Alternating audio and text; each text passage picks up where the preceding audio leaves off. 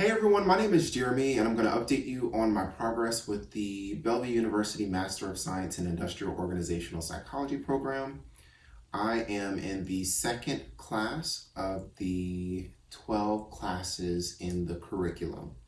This is week 6 of 6 out of the second class, and I am about to roll into the third class. So that's a total of 12 weeks. The current class that I'm in is social psychology, and the class that I'm going into tomorrow, because this particular class and the next class do not have a break in the schedule, is job analysis and performance, I believe. I wanted to first start off with some of the topics that we talked about in the course, and then maybe do the same thing that I did with the last video and give a scenario and then talk about a few other things. So motivation and rewards, engagement, dark side behaviors, diversity and culture, cross-cultural business, personality and self-awareness, groups and teams, and organizational culture. So those are the topics that we talked about in social psychology. And I can say in week 6 that the class helps me to really understand the importance of recognizing that we all have differences, but embracing that we all have differences. And really looking at how, from an organizational perspective, we can be negatively impacted when we don't take the time to embrace those differences. So, for example, when we talked about diversity and culture, of course, that specific week delves into it more by defining what diversity is, but an organization can really be stifled when it doesn't embrace diversity. And when you have people who have the same thought process, we touched slightly on groupthink, but it really limits the competitive advantage that an organization can have. And when organizations are globalizing, when there are so many external influences and internal influences based on employees, competitive advantage is necessary in order to not only survive, but in order to remain at the forefront of everyone's minds in terms of the industry leader in which an organization serves. So, few things before I get into the scenario. Study groups are helping, and I'll kind of go into why they're helping. Read and take breaks, read and take breaks, read and take breaks. There's a lot of reading that goes into this program. I'm going to emphasize there's a lot of reading that goes into this program. And I'm going to say it again, there's a lot of reading that goes into this program. Will be very transparent and say that there are some times when I do read all of the material, and then there are some weeks when I am like, I can't do it because I have so much going on. So I scan through the material, and then there are weeks where I'm like, I can't do this. And so I'll go through the material, the important parts, but make sure that I have a solid understanding of what's going on. Break your assignments down ahead of time. Do not wait until the last minute to do your assignments because it's a lot. I'm actually taking a break from the summative assessment that's due in week 6, which is about 7 pages and requires 6 scholarly articles. I did my outline earlier in the week, and it is making life so much easier. I have a few more hours to comb through a few things and to make sure that I hit all of the requirements of the assignment. But if I had waited until the last minute, I would not be doing very well right now, nor would I be recording this video. Some of the articles have the read aloud feature, which basically means when you go into the database for searching scholarly articles, you have the ability to look at it via an HTML format or a PDF format.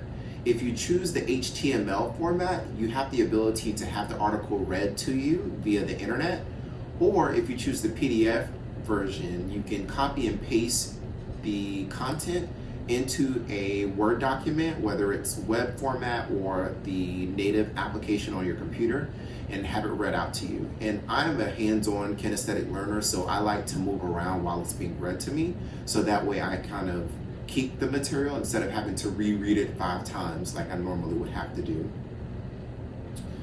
Um, so we talked about the topic. So I wanted to go into a scenario specific to theory X and theory Y. And a high-level overview of theory X and theory Y suggests that managers make assumptions about employees, theory X being the more pessimistic view and theory Y being the more optimistic view, and how that could play out in an organizational scenario. So I was a frontline supervisor where I coached and developed retention employees.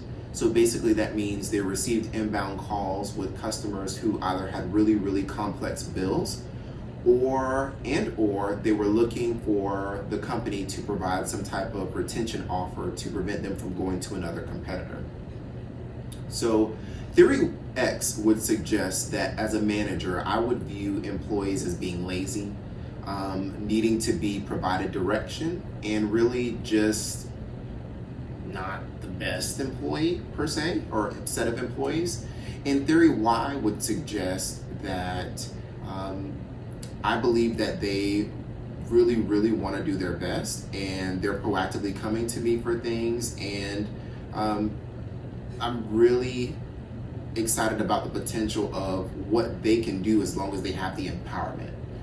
Now, the way that theory X could play out in an organizational setting is that if I go to my peer and say, man, my employees are really lazy and they just don't want to save customers. And as a result of that, I'm getting chewed out by my senior manager, and we're number 10 out of 10 from a national perspective.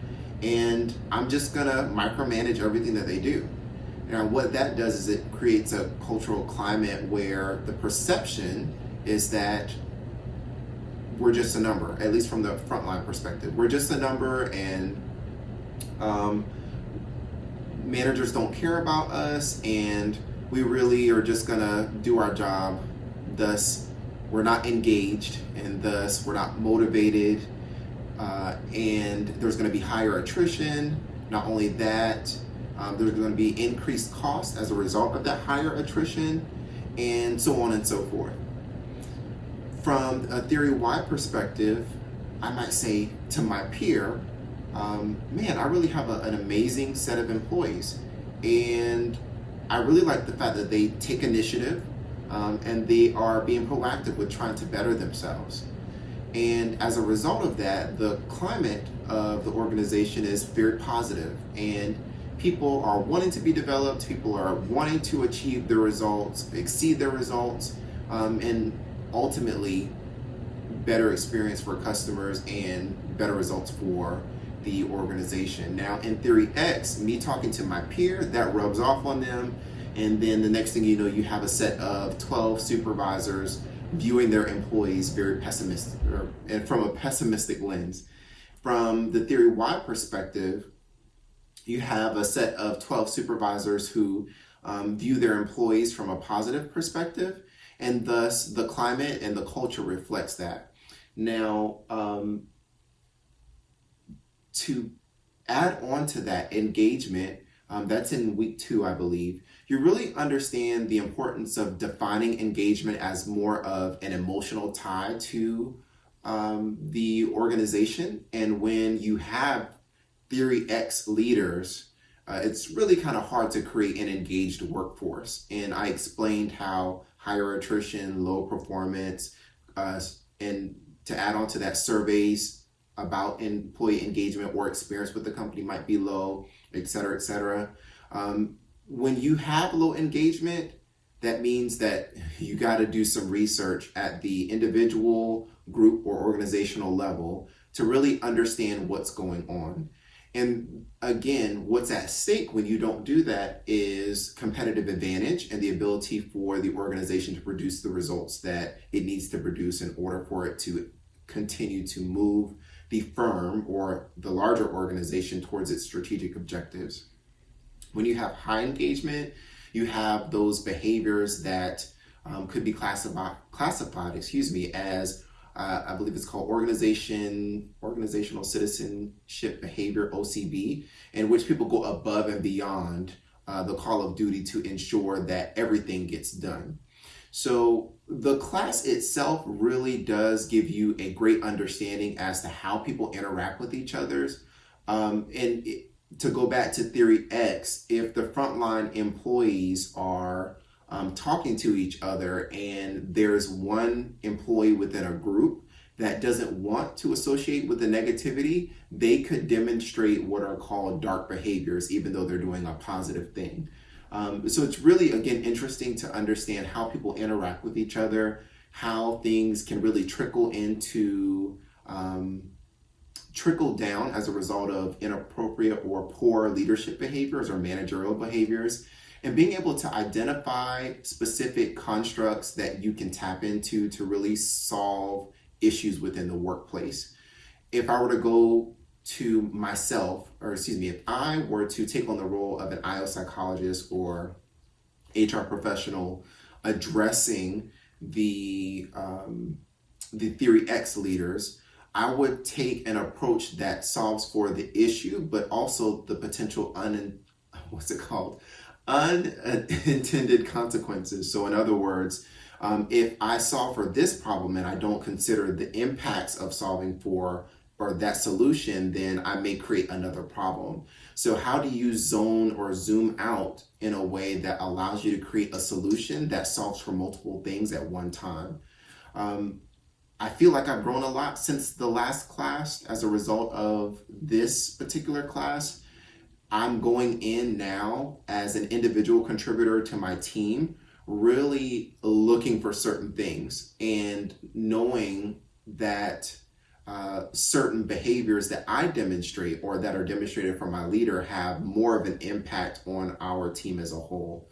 And I'm going to cut this video short because I know that it's running over, but another example would be I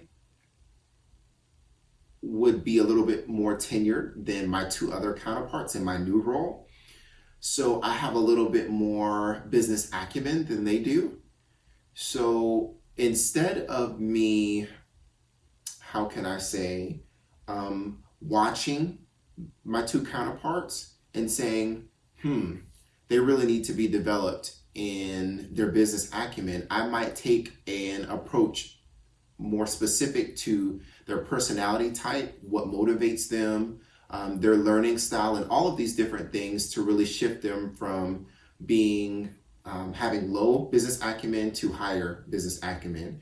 And that has an impact on our organization because the more that they know, the more that we as a collective know, and the more that we'll be able to do.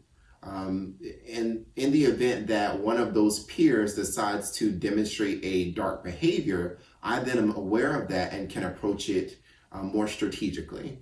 So the program is continually teaching me the importance of being very self-aware and also being able to identify specific things and being able to communicate to the different types of audiences that are out there. Also, being able to not only identify specific behaviors, but be able to approach solving for those behaviors in a systematic way that has a solution that solves for multiple things. If I had to give feedback now that I've gotten further into the program, the assignments can be vague. And I want to believe that it's because it's giving you wiggle room to really make the assignment your own. But that can cause a little bit of anxiety because you're not really sure if you're doing it right or wrong. So I would say an improvement might be either set the expectation that the assignments are vague so that way you have wiggle room, or maybe even refine the assignment so that way it's easier to do easier to understand what the assignment is asking for. Another thing would be, I wish that there was a class at the beginning of the program. It can be for 1 credit hour, 3 credit hours, doesn't matter, that really shapes the individual to be prepared for the program. I had an advantage coming into the program because I had my MBA from Bellevue University before, And my human capital concentration helped me to be able to research. Had I not had that research experience prior to coming into this program, it would be a little bit of a struggle. So I wish that the class set individuals up to know how to research scholarly articles and be able to critique and or interpret the scholarly articles, so that way as they get into the curriculum, they're set up for success. And I want to say that in my study group, that's one of the things that stuck out to me, was that the assignments were vague, but also some people were struggling with the amount of content that there is, and also in some instances the ability to effectively research. And ultimately, in setting somebody up for success to be able to research and apply the research more strategically, people would get more out of the program. And then in my last video, I talked about the app format. I still have the same feedback.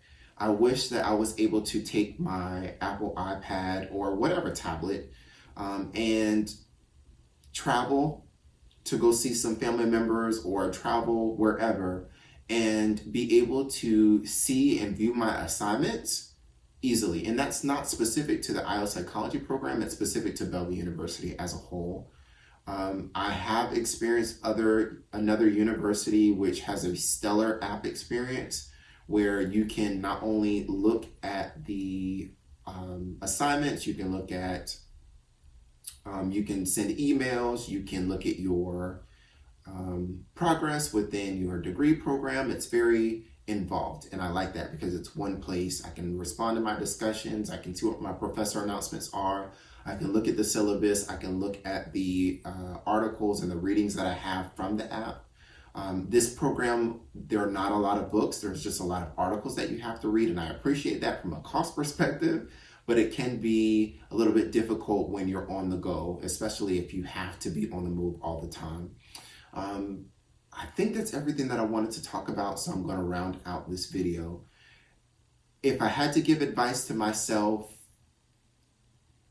starting the program based on what I know now, time management, sharpen research skills, and take advantage of the library resources that are out there, and get into a study group as early as possible. Hope that this video helps you. Have a great day.